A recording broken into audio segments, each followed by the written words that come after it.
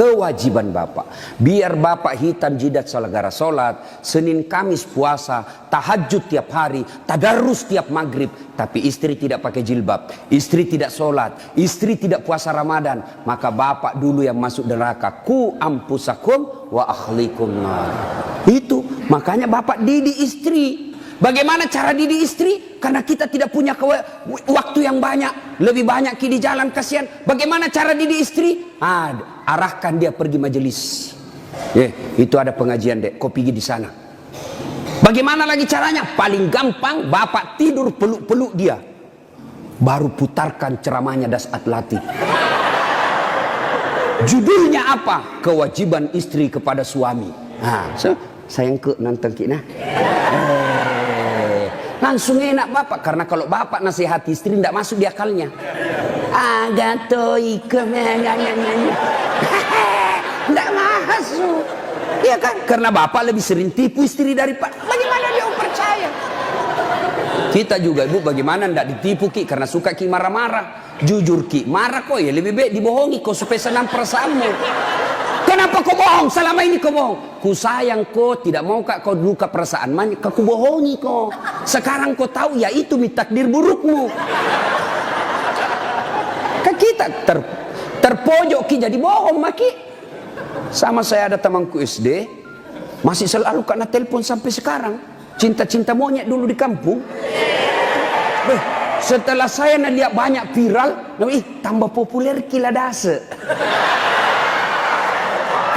Itu di Makassar gitu nama aku Dasat Latif. Kalau di kampung Ladase.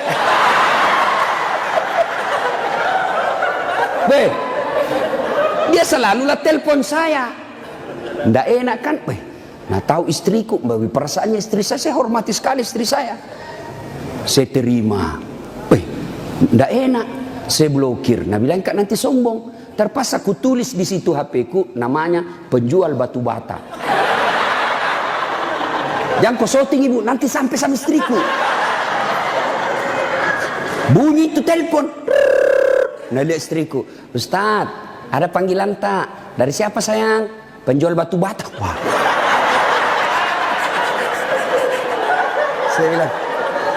Dia bilang, saya angkat. Oh jangan kau angkat, tagihan. Nggak cukup uangku itu. Istriku kalau bilang uang, nggak mau dia karena nanti uang belanjanya saya ambil. Jangan angkat. Jangan angkat Ustaz, jangan maki, belum cukup uang.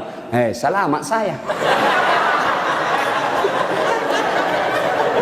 Satu ketika saya pulang ceramah.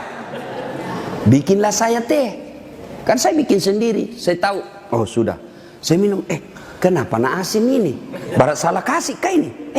Saya pergi lihat toples, tulisannya gula. Isinya, garam.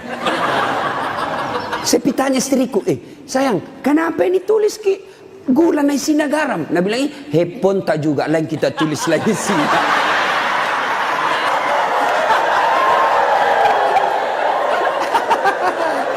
Ibu, sudah tahu rumusnya toh? Pak, jaga istri kalian, jaga. Gimana caranya? Ajari terus, nasihati terus. Tapi bapak tidak mungkin bisa didengar istri kalau bapak saja kelakuannya tidak baik. Tidak mungkin. Maka untuk menjadi baik kepada istri, bapak dulu yang harus bagus. Bapak dulu yang kasih contoh sholat 5 waktu. Kalau perlu bangun subuh-subuh sama-sama. Sayangku, yuk peluk dengan baik, cium pipi. Nah bilang apa dia mau dicium stas ngoro mak bau tong bebenya Ustaz. Pak, kalau perlu bapak angkat itu istri. Salat subuh sayang, bareng-bareng, salat jamaah. Meskipun bapak pangkat paling rendah di Polres, tapi ibu bapak lakukan itu mulia di hadapan Allah. Angkat istri, ayo sayangku, salat bareng-bareng, berjamaah, bapak imam, istri makmum. Jangan baca yang susah-susah. Yang pendek-pendek saja ya? Karena yang susah-susah nanti tidak mau sampai. Nak baca Al-Kafirun, wala antum abiduna ma abud, wala ana abidum ma abattum, wala antum abid. Mulai curiga istrinya. Wala antum abidu, wala ana abidum. Pas selesai sholat, ibu juga kalau selesai sholat kasih semangat suami. Sabar Ki Pak, memang begitu kalau baru pertama orang sholat. Insya Allah ke depan tidak. Jangan malah dimaki-maki. Bodoh memang kau ini polisi dongo. Apa kau tahu kau bilang? Nah bilang suami tak jamin lagi sembahyang deh. Kau sudah. Bu, pulang suami tak ibu. Kita tahu sudah mau masuk maghrib. Datang suami tak sudah sediakan sarungnya. Sediakan kopiahnya, sediakan bajunya untuk sholat, baju koko. Begitu datang, Deng, mandi Ki, ini kita pakai sholat maghrib. Ayo kita pergi sama-sama di masjid. Nyaman ibu, suami istri jadi polisi, dapat gaji tiap bulan. Kalau begini kita lakukan, bahagia hidup tak. Meskipun kita tak putar-putar saja di sidrap. Enak Pak. Ini istri suka ngomel, suami tukang tipu, kredit tidak pernah berhenti. Kapan enak hidupmu? Ayo, maka perbaiki ini, saling menjaga. Suami nasihati istri, istri ingatkan suami. Itu rumah tangga yang bahagia. Dan yang ketiga kata Nabi, ucapan yang beliau keluar dari bibirnya, ummati, ummati, ummati, umatku, umatku, umatku. Begitu sayangnya sama Nabi. Sayang Nabi sama kita. Nabi tidak mengucapkan Khadijah, Khadijah, Khadijah. Tidak. Nabi yang diucapkan ummati, umat kita. Apa di dunia saja? Tidak, sampai di akhirat pun Nabi seperti itu. Ketika hari kebangkitan tiba, Allah perintahkan kepada malaikat Jibril, Jibril, kau bangkitkan manusia paling mulia yang sangat aku sayangi, Muhammad sallallahu alaihi wasallam. Nabi Jibril setengah mati mencari, lalu Allah kasih keberkahan, makamnya Nabi keluar asap, didapat. Lalu bangkitlah Nabi. Ya seperti itu yang kita lihat di sirkus, ada manusia yang tiba-tiba naik saja ke permukaan. Lalu Nabi duduk, gosok mata. Jasadnya Nabi Pak sampai detik ini tidak hancur. Seperti ketika beliau hidup, kulitnya tidak rusak. Pernah kan beberapa kali itu kan kuburnya Nabi jasadnya Nabi dicuri. Kan beberapa kali itu, 9 kali. Dan jasadnya pun sudah ratusan tahun meninggal masih sama. Nah, bangun Nabi, gosok matanya. Lalu Nabi buka, nampak Jibril di depannya. Lalu Nabi berkata, Jibril, hari apa ini? Ya Muhammad, inilah hari kebangkitan yang pernah Allah janjikan kepadamu. Kira-kira kalau bapak bangkit seperti itu, bapak cari siapa? Mana kasihan anakku? Oh, mana itu istriku yang baik sekali? Apa Nabi cari keluarganya? Tidak. Nabi tidak berkata, mana bapakku, rindu saya mau melihat bapak saya yang tidak pernah saya lihat wajahnya. Tidak. Siapa yang Nabi cari? Aina ummati. Jibril, mana umatku? Kita yang dicari Nabi Pak. Bayangkan, begitu cintanya Nabi kita. Nabi cinta di dunia sampai di akhirat. Nah sekarang, bagaimana kecintaan kita kepada Nabi? Kalau sahabat luar biasa cintanya kepada Nabi. Nabi sakit ujung akhir hidup beliau. Nabi datang ke masjid sholat subuh. Selesai sholat subuh, Nabi lalu naik pidato. Saudara-saudara sekalian, kita sudah bertahun-tahun membela agama Allah, hidup bareng bersama. Tentu ada yang pernah saya sakiti, baik yang sengaja maupun yang saya tidak sengaja. Kalau ada yang pernah saya sakiti dan saya tidak tahu, tolong balas hari ini. Daripada nanti di akhirat kau membalas, sakitnya berlipat-lipat. Sekarang saya minta balas sebelum saya meninggal. Suasana hening. Abu Bakar paling duluan menangis. Tanda-tanda Nabi sebentar lagi meninggalkan kita ini. Suasana hening. Tiba-tiba dari belakang ada sahabat Nabi namanya Uqasyah. Hitam tinggi besar berdiri. Ya Rasulullah, saya pernah anda sakiti. Semua orang balik. Kurang ajarnya ini Uqasyah. Kapan? Waktu itu perang ya Rasul. Saya berada di sampingmu. Rasulullah mengendarakan onta. Onta Rasulullah. Rasulullah menyambut ontanya. Saya di samping, bukan onta yang kena, tapi saya yang kena. Saya mau membalas ya Rasul. Semua kurang ajar. Nabi lagi sakit mau membalas. Umar berdiri. Uqasyah, kalau gatal tanganmu ingin mencambuk, saya kau cambuk sampai mati. Jangan Rasulullah. Kata Nabi, Umar, saya paham maksud baikmu, tapi dosa tidak boleh diwakili. Dosanya Kapolres tidak bisa diwakili Kasat Lantas. Tidak boleh. Mentang-mentang kita komandan ambil dosaku tidak bisa. Sudah bangkit lagi Abu Bakar. Uqasyah, sayalah sahabat Nabi paling dekat. Saya selalu bersama beliau. Kalau kau mau cambuk, saya kau cambuk. Sama kau sakiti Rasulullah. Nabi bilang, Abu Bakar, dosa tidak bisa diwakili, kau duduk. Makin dekat Ukasya, ditahan sama cucu beliau Hasan Husain.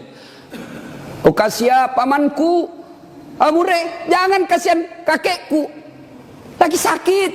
Saya kau cambuk kalau mau. Sama Rasulullah, saya kau cambuk. Nabi berkata, cucuku, saya paham maksud baikmu, tapi dosa tidak bila diwakilkan, nak. Duduk dekat Ukasya. Ya Rasulullah, waktu anda cambuk saya tidak pakai baju. Supaya adil, buka bajumu. Semua orang tambah kurang ngajar ini Ukasya. Di depan Nabi satu-satunya pertama kali disuruh buka baju. Nabi buka bajunya. Begitu Nabi buka baju, subhanallah, terjadi keajaiban. Apa? Tercium bau harum. Bahkan ada sahabat Nabi, Nabi lagi tidur berkeringat, dia ambil keringatnya Rasulullah satu tetes, dan itu dia bilang, saya tidak pernah mencium seharum baunya Rasulullah keringatnya. Coba, ada kira-kira di sini keringatnya harum? Hah, ada.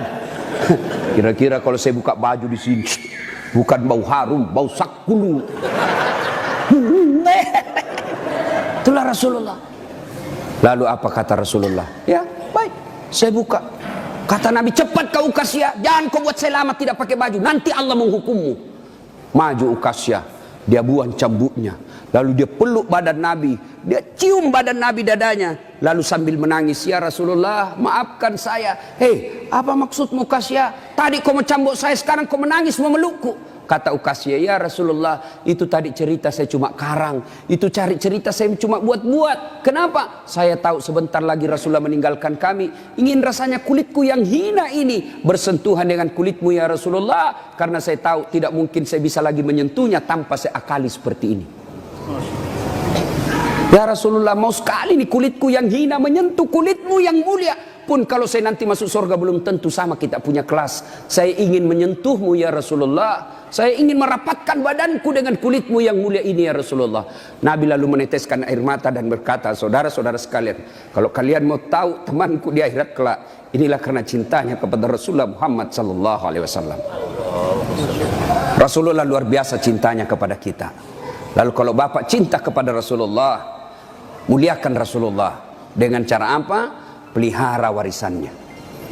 Apa warisan Nabi? Bukan istana. Apa warisan Nabi? Al ulama'u warisatul anbiya. Muliakan ulama. Bapak-bapak polisi, gunakan kekuasaanmu untuk melindungi pewaris para nabi, bukan pewaris pejabat. Lindungi pewaris para nabi supaya kalian nanti di akhirat ada yang bernyamamu, melindungimu ketika pada saat itu tidak ada lagi perlindungan.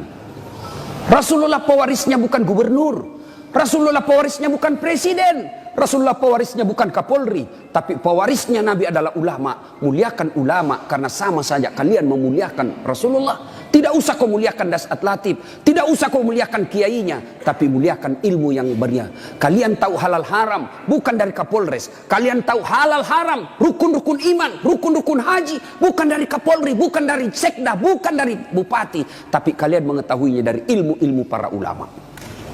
Ini saja tausiah kita, mudah-mudahan ada manfaat. Saya ingin berlama-lama, tapi saya harus ada di Makassar pukul 11 karena saya harus perjalanan lanjut ke Kolaka. Terima kasih Pak Kapolres.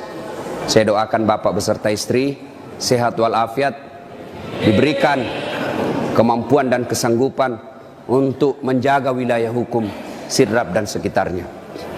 Bapak-bapak polisi, saya berdoa semoga Bapak sekalian selalu dititipkan iman dalam hati, sehingga Bapak betul-betul menjadi pengayom, pelindung, dan pelayan masyarakat.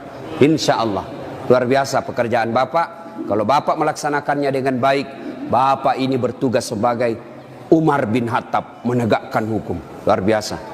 Kalau saya paling hanya bisa menganjurkan di mimbar, tapi kalau Bapak polisi mampu mengamalkan langsung. Saya jangan minum khamar, jangan narkoba. Nah, dengar anak muda, tapi kalau Bapak bilang jangan narkoba, langsung ditangkap, masuk penjara.